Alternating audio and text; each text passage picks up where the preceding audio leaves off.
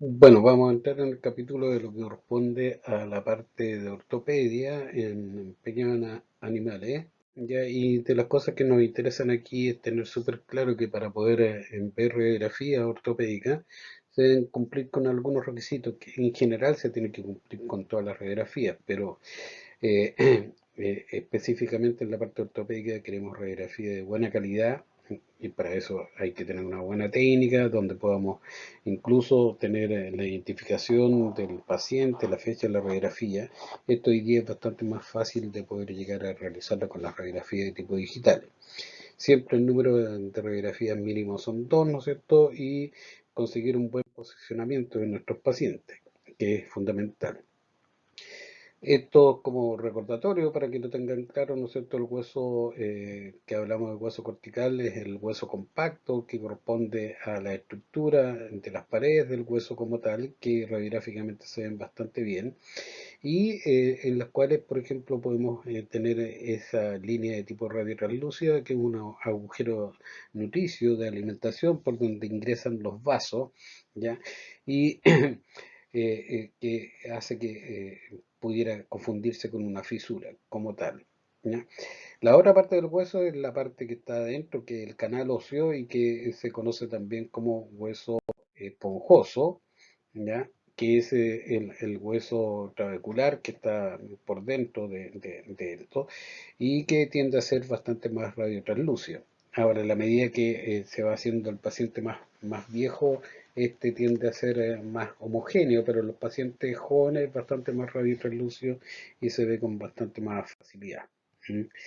También es importante que tengan presente que a nivel de lo que es la radiografía, nosotros tenemos claro que podemos hacer el distingo de las edades.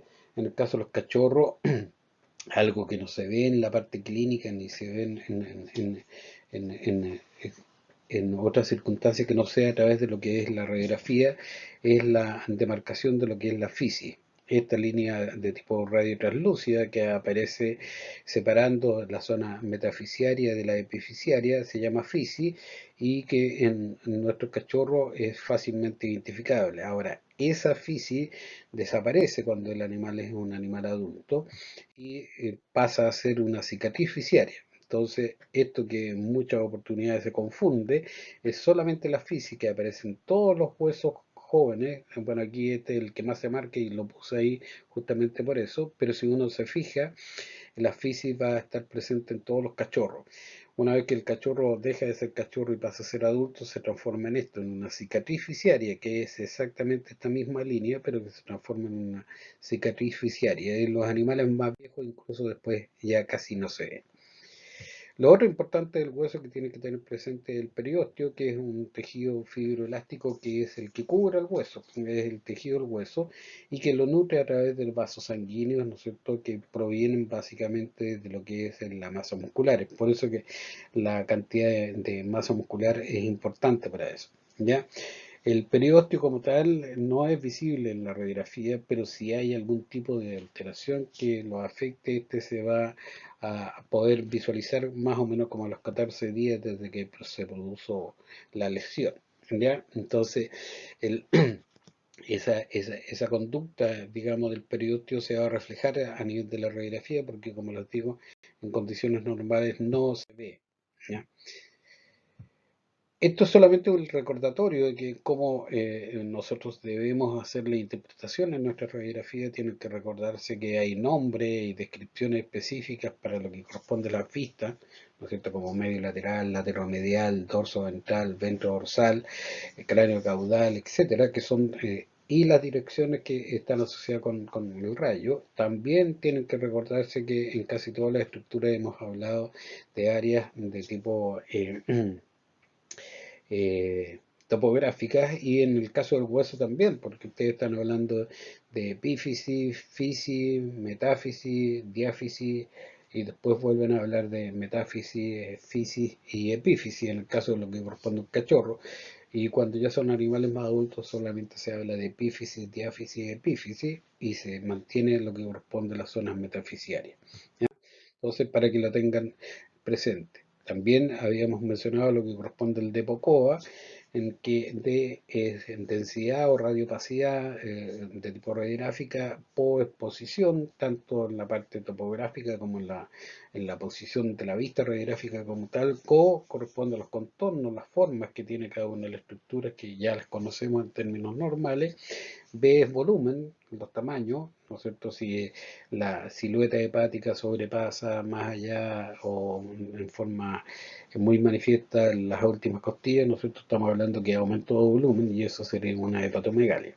Y la arquitectura que tiene que ver con la estructura, especialmente las estructuras que podemos visualizar con facilidad a nivel de la radiografía, que son los huesos, y que vamos a ver varias de las cosas tanto en producción como en pérdida. Entonces, de las cosas que nosotros vamos a visualizar: cambio de densidad, cambio de tamaño o forma, contorno, definición de los márgenes entre el hueso normal y el anormal, el tipo de reacción periosteal, que es justamente este capítulo tiene que ver con eso, la localización y distribución de las lesiones, que también tiene que ver con lo que estamos viendo, y lo más importante, cambio del tejido blando. Hay varias cosas que se producen a nivel del tejido blando que nosotros le llamamos lo que es la huella y la fractura, y la huella y la fractura, ¿no es cierto?, nos puede llevar y orientar hacia descubrir alguna de las tantas patologías que se pueden llegar a presentar. Entonces, en la radiografía ortopédica, además, nosotros tenemos que evaluar lo que corresponde a la articulación, la cápsula articular y los accesorios. Las cápsulas en términos generales no se ven, pero sí sabemos dónde pueden terminar, y ahí hay patologías como la enfermedad degenerativa articular. Sabemos que va a haber depósitos o alteraciones de lo que es la cápsula articular. Los espacios articulares, tanto en lo que corresponde a las articulaciones coxofemorales como en la articulación de la rodilla, el codo, todas ellas, ¿no es cierto?, tenemos que visualizar. Los espacios deben ser homogéneos, los márgenes periarticulares, los cierres oficiarios que nos da la edad, ¿no es cierto?, evaluar los ejes del hueso, si el eje largo del hueso, ¿no es cierto?, es correcto o está desviado, cosa que hoy día se produce bastante patología en función de eso. En relación a lo que era el tejido blando, sobre todo uno tiene que pensar que ahí estamos hablando de tejidos musculares, de masas musculares, como ocurre por ejemplo con esta masa muscular que ustedes están viendo ahí, ¿ya?, que es una vista medio lateral de lo que corresponde a una rodilla, alcanzan a distinguir el ligamento patelar, y esto es la fascia o la separación del músculo del popliteo, ¿no es cierto?, más lo que corresponde al cuádriceps. En esta otra imagen, que es exactamente el mismo tipo de vista, no se ve, no se aprecian esa separación de lo que corresponde a los márgenes musculares, y es a consecuencia de posiblemente un edema, una hemorragia, inflamación, podrían llegar a ser incluso tumores de tipo infiltrativo, ¿no? También podemos distinguir a nivel de lo que corresponde al tejido blando la presencia de gas, ¿ya? El gas puede ser provocado por heridas, que en el caso de una fractura abierta hay penetración, ¿no es cierto?, o salida del hueso y ruptura del tejido, tanto de piel como del músculo, y va a haber penetración de gas. Pero también se pueden producir a consecuencia de procesos de tipo infeccioso, donde las bacterias pueden llegar a producir esa cantidad de gas. Y en términos iatrogénicos, si hacemos una intervención, una cirugía, una punción, podemos dejar gas dentro de eso. Ahora, en esta imagen lo que ustedes están viendo son áreas de tipo radiotranslúcida que son bastante manifiestas por desgarro de la piel, por desgarro de la masa muscular, y probablemente sea consecuencia de todas estas pequeñas estructuras radioopacas que corresponden a munición de un escopetazo. Así que parte de ese tejido puede haber sido alterado con esas características, ¿ya? Ahora, también dentro de lo que corresponde a la radiografía ortopédica, nos interesa saber si las inflamaciones que se están provocando o las que estamos viendo a nivel de lo que corresponde a esa articulación son del tejido blando intracapsular o extracapsular, porque podemos tener lo que es a la palpación clínica un aumento del volumen de la articulación, y quisiéramos saber si en realidad ese aumento de volumen es por efusión del líquido sinovial que está dentro de la articulación y por lo tanto estaría metido dentro de eso, o puede ser el mismo tejido sinovial que hubiera tenido una manifestación de tipo tumoral. Entonces es importante que distingamos si esto está dentro o fuera de lo que corresponde a la articulación. Y para eso, por ejemplo, aquí tienen un esquema de una articulación que es de tibio tarsal, en la cual ustedes marcado por lo que corresponde a la flecha, pueden ver claramente el límite de donde llega la cápsula, que está absolutamente aumentada en volumen. Y lo mismo ocurre aquí. Esto puede ser por un I15, puede ser por una lesión, pero que está lesionando directamente la articulación.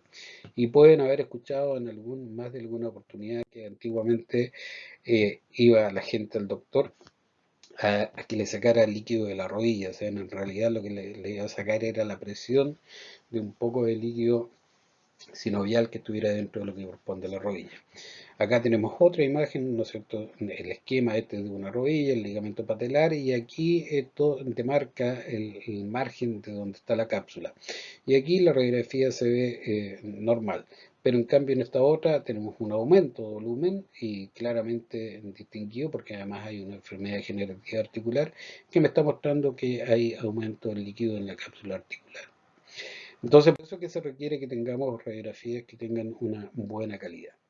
También puede ser un aumento del tejido blando, ¿no es cierto?, pero extracapsular, y este está rodeando la articulación, y esta inflamación puede ser difusa y puede ser a consecuencia de casi lo mismo: edema, hemorragia, inflamación, tumor, y que esté provocando un aumento significativo de volumen. En el esquema, lo que ustedes están viendo es el ligamento patelar, pero aquí el ligamento patelar en esa área está absolutamente aumentado de volumen. En cambio, la cápsula articular se ve sana. La imagen radiográfica, ¿no es cierto?, corresponde a un aumento de volumen del ligamento patelar, y es a consecuencia de una osteosíntesis que se hizo justamente sobre lo que es la cresta de la tibia. Entonces, esta está fuera. Es tejido que está dentro del contexto de lo que es la articulación, pero está fuera de lo que corresponde a la cápsula articular. ¿Ya? Bueno, el hueso va a responder frente a la injuria o determinadas enfermedades con mm, la formación de nuevos huesos, o puede existir reabsorción, que es ósea, o lisis del hueso, o pueden aparecer ambas. Dependiendo de cuál es el tipo de patología que lo pueda estar afectando, vamos a tener entonces ese tipo de características.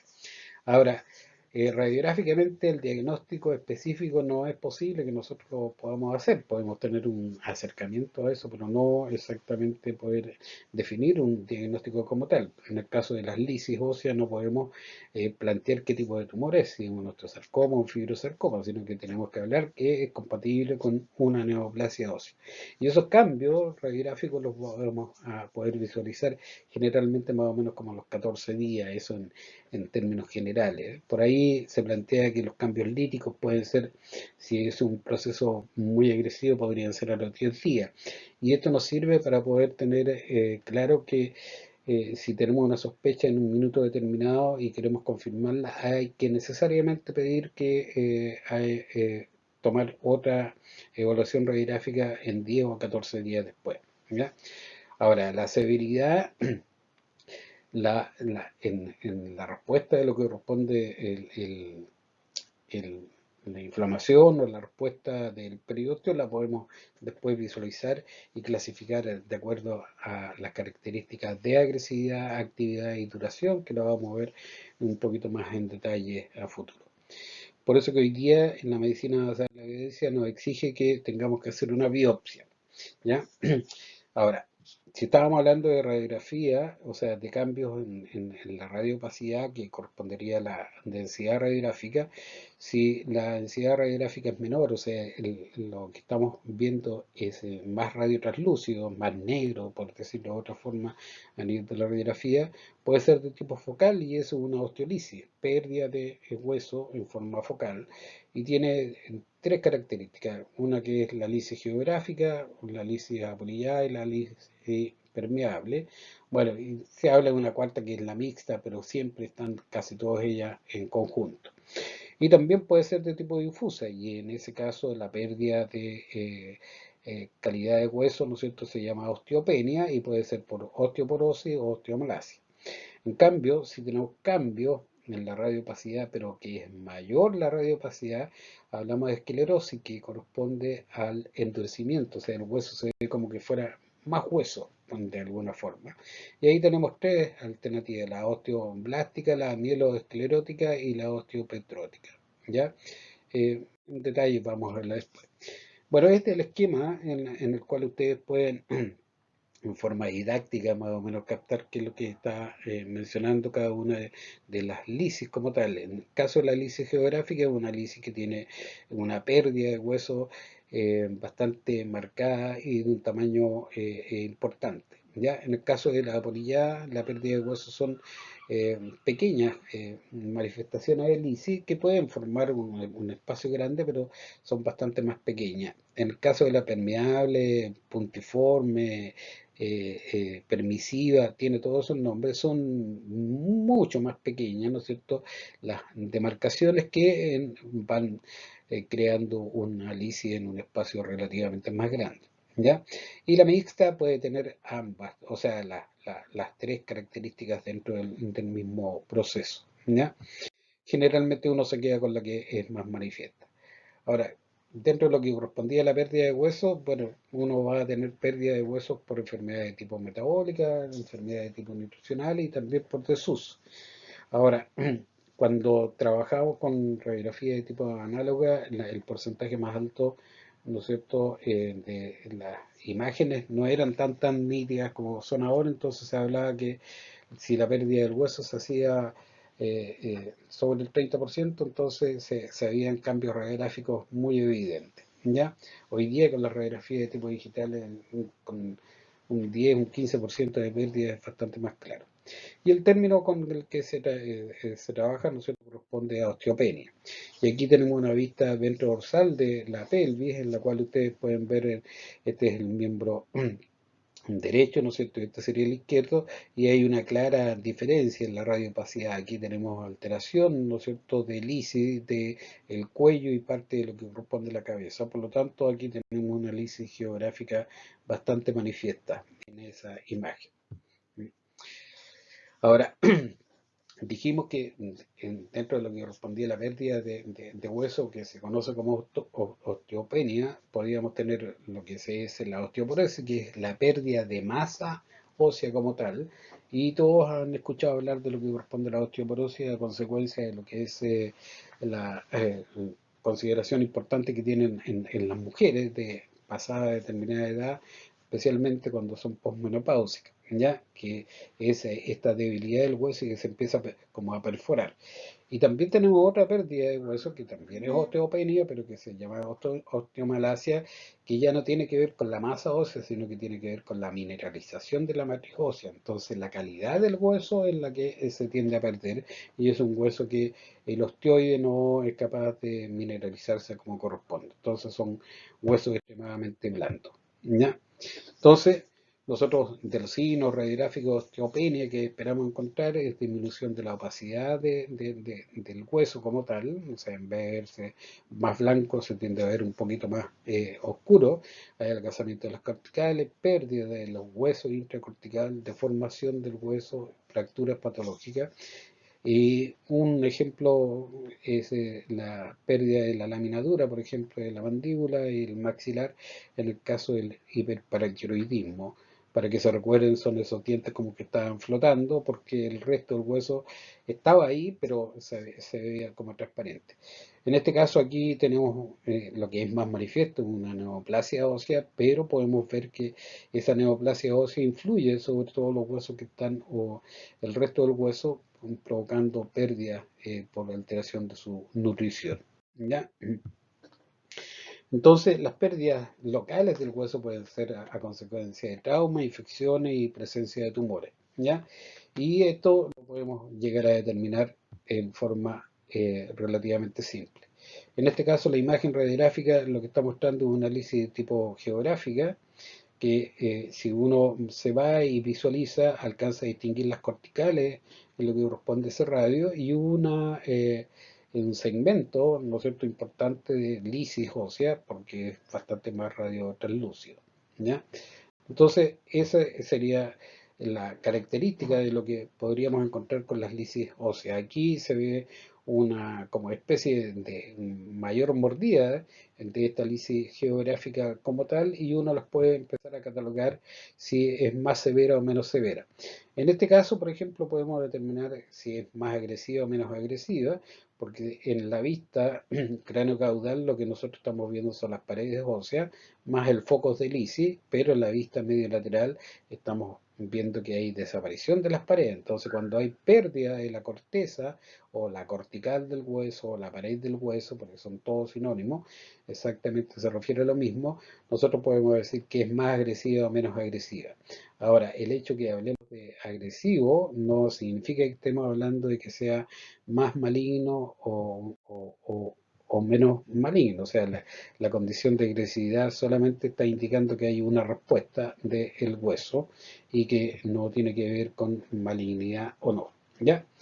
La otra, ¿no es cierto?, de las lisis que les había mencionado es la lisis de los apolillados, y estas son pequeñas áreas, ¿no es cierto?, de lisis que al final van a confluir.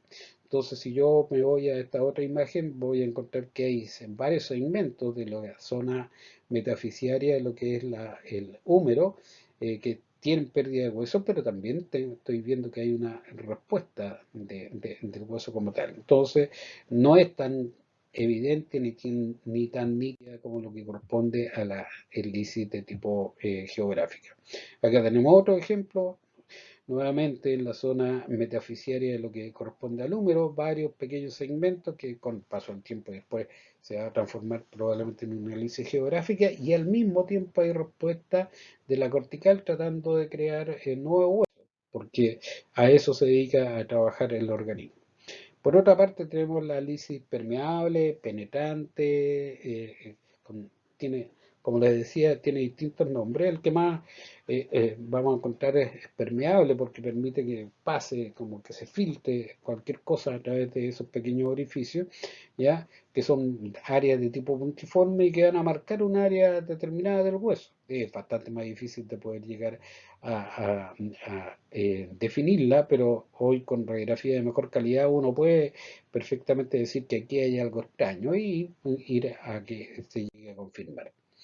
Estas son las imágenes para que queden como esquema un poquito más claro, ¿no es cierto?, de qué es lo que significa una lisis de tipo geográfica, un área importante de pérdida de hueso, la apolillada, que es una pequeñas áreas, pero un poquito más, o sea, no son tan pequeñas como la permeable, incluso aquí le pone un nombre permeativo, ¿ya? O sea, pero van dirigidas exactamente lo mismo, que son mucho más pequeñas. Entonces, para que les quede claro que estas son las tres formas de clasificar lo que corresponde a la pérdida de hueso, ¿ya? Ahora, ¿por qué es importante tener presente además que estas pérdidas de hueso, depende de dónde uno las ubique, podría más o menos imaginarse que se trata de algún tipo de manifestación de tipo tumorales? Porque los estudios demuestran que los tumores primarios de hueso, en términos generales, van a aparecer en las zonas metafisiarias. Por eso que es importante que tengan el concepto de la metáfisis como tal. En el caso del húmero, es a nivel de la zona metafisiaria proximal, en el radio de la distal, en el caso de la rodilla es tibia proximal, fémur distal, y en la tibia también es distal. Entonces aquí tenemos un húmero, esta parte en la zona metafisiaria y después va tomando la zona, la epífisis como tal, con pérdida de hueso y con producción de hueso.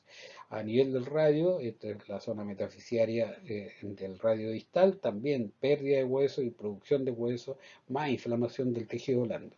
Esta es la tibia proximal, aquí hay una lisis de tipo geográfica, y además aquí hay una línea que correspondería a una línea de fractura patológica, ¿ya?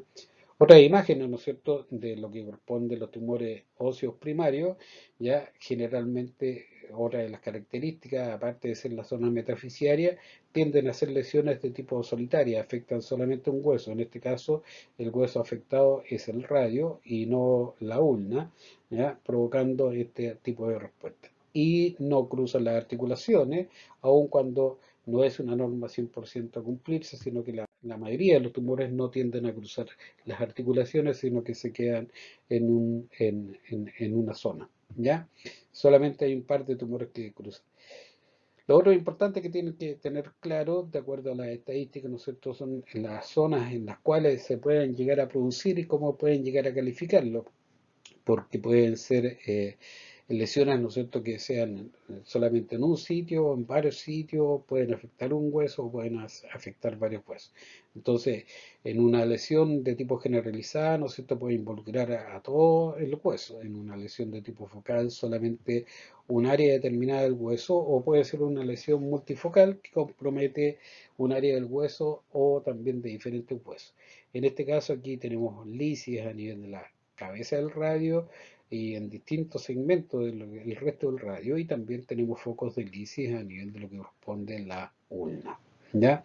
Entonces, ahí hay patologías, por ejemplo, que son de tipo fúngica, la osteomelitis de tipo fúngica, que son la consecuencia de lo que corresponde a los hongos, pueden ser de tipo metafisiaria, pero también pueden afectar a distintos segmentos. Y si ustedes se fijan, estas son unas imágenes confirmadas de lo que correspondía a una patología por hongos en los cuales están afectados todos los huesos, ¿ya? Por completo. Entonces, esa es una patología que puede ser a consecuencia de eso. En cambio, esta es una osteomelitis de origen bacteriano, o sea, ya no son hongos, sino que son bacterias. Generalmente, en el caso de los animales jóvenes, pueden afectar la zona epifisiaria y metafisiaria de los huesos largos, y en los huesos adultos generalmente depende del área donde uno vaya a provocar algún tipo de lesión. Nosotros hemos visto después de osteosíntesis, de 6 meses, un año, 2 años después, ¿no es cierto?, el hecho de que se haya provocado una osteomilitis a consecuencia de una contaminación. ¿Ya? Así de simple. También tenemos las manifestaciones estadísticas de lo que son los tumores metafisiarios en los huesos, que generalmente son lesiones de tipo poliósticos que afectan varios lugares, pero algunas como respuesta a neoplasias, por ejemplo, como el adenoma prostático a nivel de los caninos, van a provocar áreas metafisiarias a nivel de los cuerpos vertebrales, ¿ya? Eso es. Y generalmente no afectan a los huesos de tipo adyacente. La otra parte de este capítulo es al revés. En vez de ser la pérdida de hueso, ¿no es cierto?, tenemos lo que corresponde a la producción de hueso. Y dentro de lo que corresponde a la producción de hueso, vamos también didácticamente a tener un poco la misma clasificación con su nombre específico. Nuevamente, volvemos a recordar que es una reacción perióstica, porque el periósteo es el que va a responder. En este caso, cuando provocamos una lesión que tiende a dañarlo, como ocurre con la fractura, rápidamente el periósteo va a ser estimulado y se va a elevar, ¿no es cierto?, tratando de producir un nuevo hueso.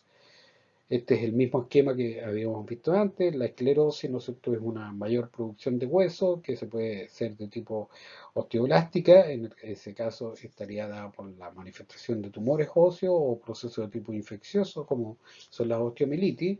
Puede ser una respuesta de tipo mieloesclerótica, en la cual aparecen los infartos óseos, que tenemos algunos infartos óseos difíciles de llegar a diagnosticar radiográficamente. La panosteitis sí la podemos identificar a nivel de la radiografía, incluso con radiografía de tipo seriada, que es una manifestación de mineralización del hueso trabecular dentro del canal medular de los huesos largos, especialmente las osteomelitis de tipo medulares, los linfomas como tal.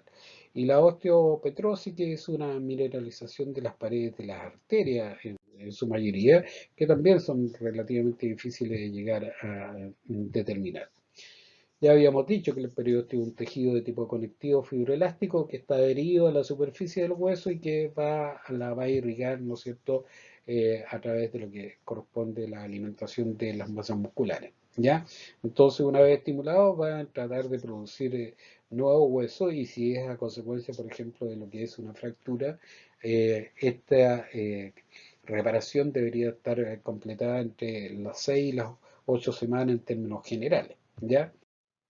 Habíamos hablado en o por lo menos en la clase que está antes que esta, que tiene que ver con fractura, si la leyeron, bueno, tienen un avance, pero si no, hay una etapa de remodelación que es la que más se demora como 3 meses, pero eso es para dejar el hueso ya como que si estuviera absolutamente intacto.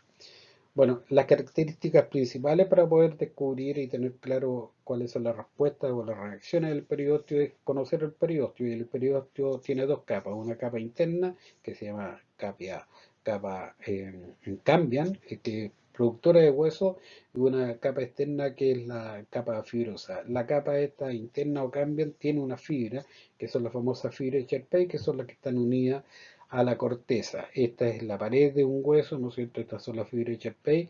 Esto es, ¿no es cierto?, lo que corresponde a la capa interna y esta es la capa fibrosa externa. Entonces, cuando hay una respuesta del periósteo, esto es lo que crece y nos va a tener, de acuerdo a su forma, distintos nombres específicos. ¿Ya? Entonces, hay que recordar que si la reacción del periósteo dentro de lo que corresponde a la cicatrización ósea, o sea, formando el callo de lo que corresponde a la fractura, está utilizando las células de tipo pluripotenciales y que nosotros radiográficamente la podemos llegar a evaluar entre los 10 y los 20 días. 14 días en la radiografía deberíamos ya distinguir la formación de un callo del endoósteo del periósteo, sería la alternativa. Y se supone que en los animales que tienen una buena reparación, a las 4 semanas deberíamos ya tener un callo bastante más radiopaco y consolidado. Generalmente eso se termina de consolidar como un callo firme para poder retirar lo que nosotros pudiéramos llegar a poner a las 6 semanas, un mes y medio, pero la remodelación de ese callo puede tardar varios meses.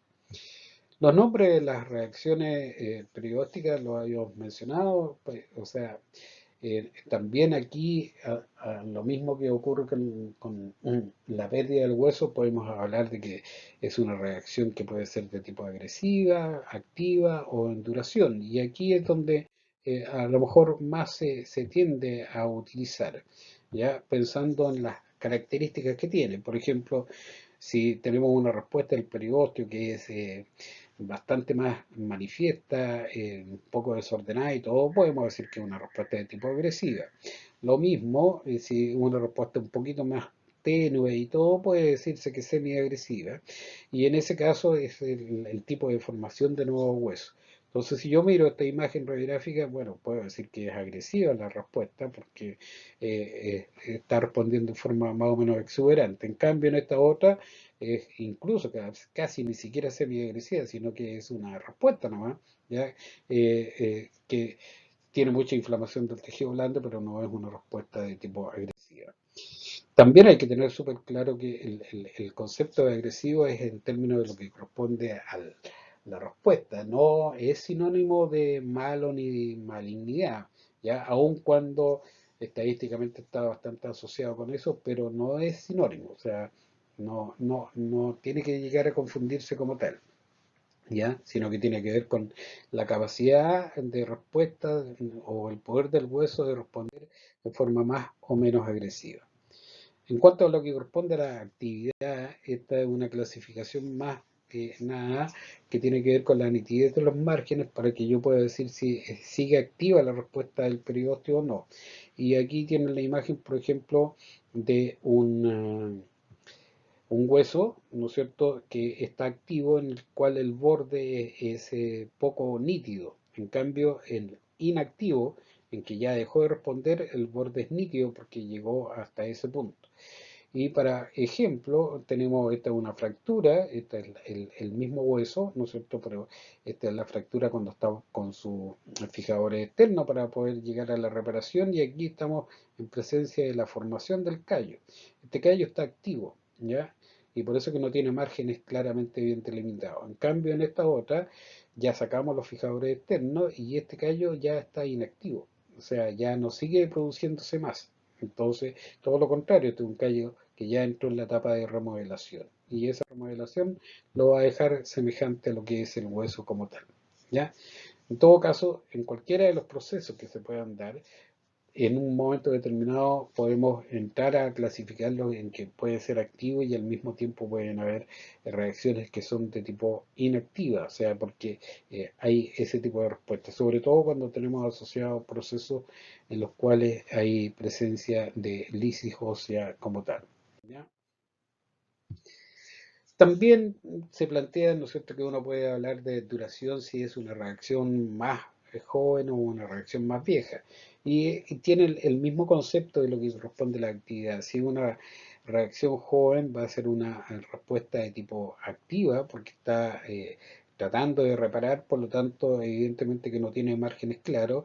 En cambio, una reacción vieja o más antigua es una reacción en la cual los bordes ya van a estar claramente bien determinados porque ya lleva bastante tiempo en lo que corresponde al proceso. Entonces va a ser más vieja, va a ser más opaca porque ya dejó de ser activa como tal y más joven va a ser de tipo inactiva. ¿Ya? Ahora, esto se los planteo porque lo van a encontrar en alguna de los libros y todo. Hoy día, en términos generales, pocaso encontramos en la descripción, exceptuando lo que son bastante más, ¿cómo decirlo?, más papistas que el Papa, que hacen todo este tipo de descripciones. Hoy día hay más ahorro de lenguaje.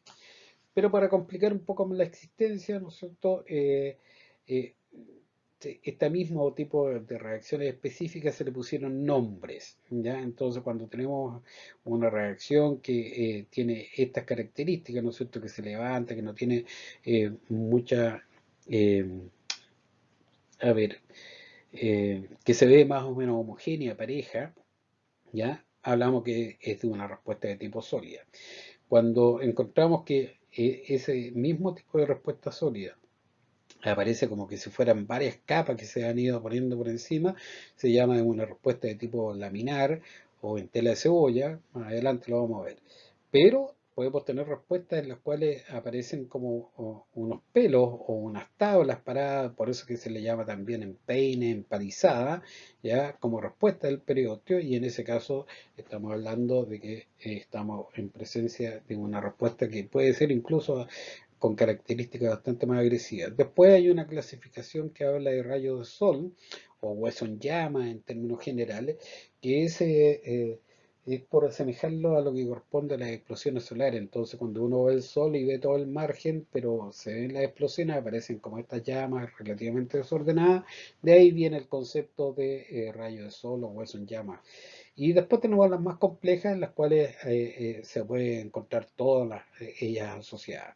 Entonces, el concepto de lo que corresponde a la reacción sólida, el periósteo se levanta por sobre la corteza, se llena de un hueso nuevo, ¿no es cierto?, el espacio entre lo que corresponde a la cortical y la capa del periósteo, ¿no es cierto?, y esta puede ser gruesa, delgada, puede ser de márgenes muy definidos, puede ser indefinido, dependiendo del grado y el tiempo de respuesta, y sus bordes pueden ser uniforme, ondulado, puede tener todas esas características. Entonces, pero eso se puede clasificar como una reacción de tipo sólida. Aquí tenemos un par de ejemplos de lo que corresponde a una respuesta de tipo sólida en el periósteo. Esta puede ser una periostitis exclusivamente por una patada, lo mismo que esta otra que es bastante más tenue, ya esta es más vieja, ya está lista, esta otra está recién comenzando, entonces ahí tenemos una pequeña diferencia y que puede ser a consecuencia de, como les digo, jugando a la pelota, por ejemplo, en el caso de los humanos puede pasar y frecuentemente que un puntapié a nivel de la canilla, se irritó el periósteo y puede provocar ese tipo de respuesta. No tiene que estar asociado directamente con lo que es una fractura. ¿Ya? Bueno, podemos tener la respuesta, como les decía, laminar o en piel de cebolla o en películas como tal, y que lo único que nos está diciendo que la respuesta de este periósteo son de tipo cíclica y que hay una elevación intermitente del periósteo y por eso que se van formando estas capas. Generalmente se considera que es una respuesta de tipo semiagresiva, ¿ya? Y en muchos casos está asociado con osteomielitis o con algún tipo de tumor. Hablando de osteomielitis, podemos pensar que es a consecuencia del hecho de que, por ejemplo, partió un proceso de tipo infeccioso, se le dio un antibiótico, tuvo buena respuesta, pero no fue el tiempo suficiente, se le dejó de dar el antibiótico, se volvió a activar la osteomielitis y así podemos ir creando este tipo de dificultades. ¿Ya? En la imagen pueden ver tres capas en lo que corresponde a esa respuesta del periosteo, entonces esa es una reacción que podemos hablar de laminar. ¿Ya?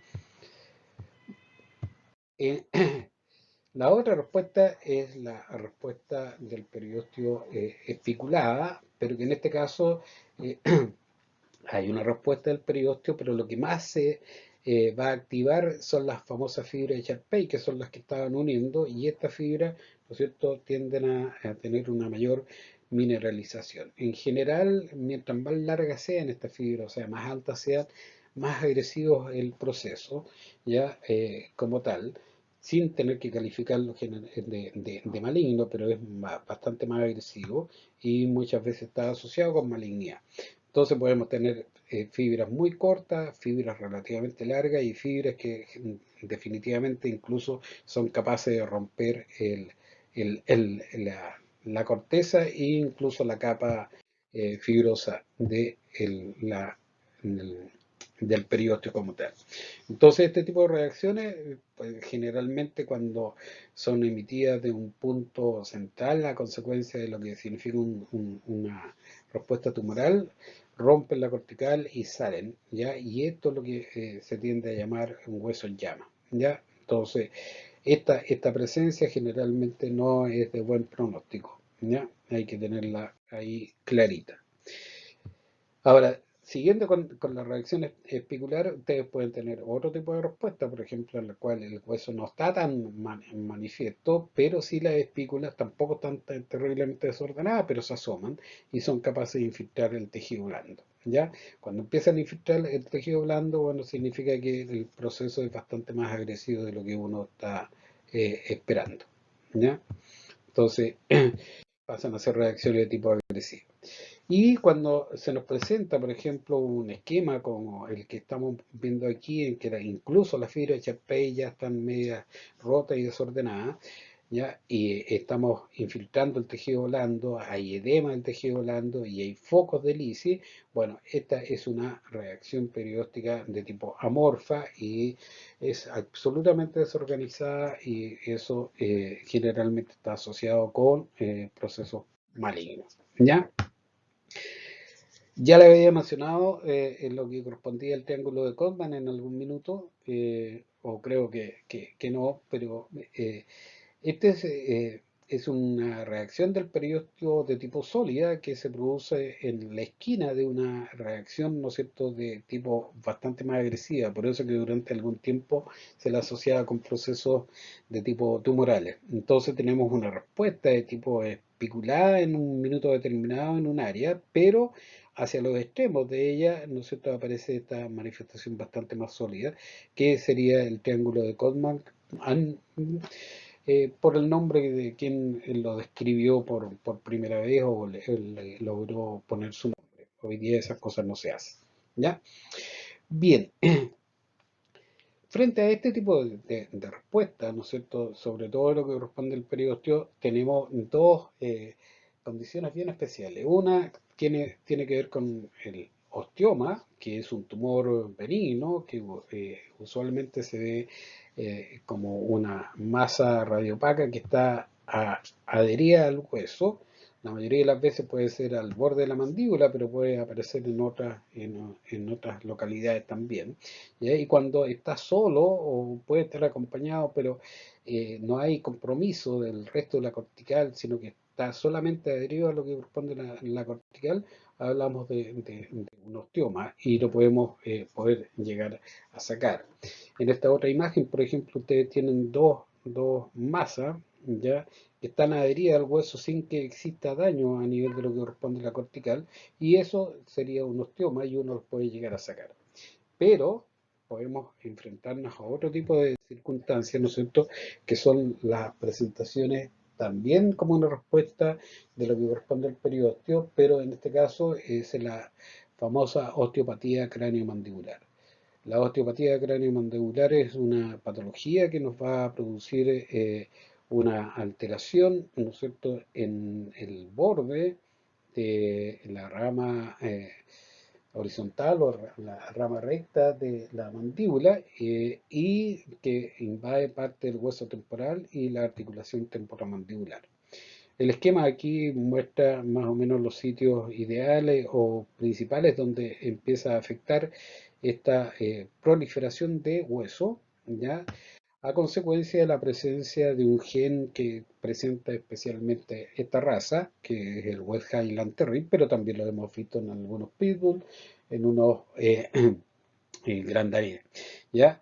Y esta respuesta del periósteo, ¿no es cierto?, va a ser generalmente un poco de tipo agresiva, crónica y activa, porque se mantiene durante el tiempo y nos lleva a que en un minuto determinado invada la articulación provocando una anquilosis. Anquilosis significa que la articulación no se puede mover, esos pacientes no pueden abrir los hocicos, no pueden comer, mueren por inanición y no tenemos mucho más que hacer con ellos.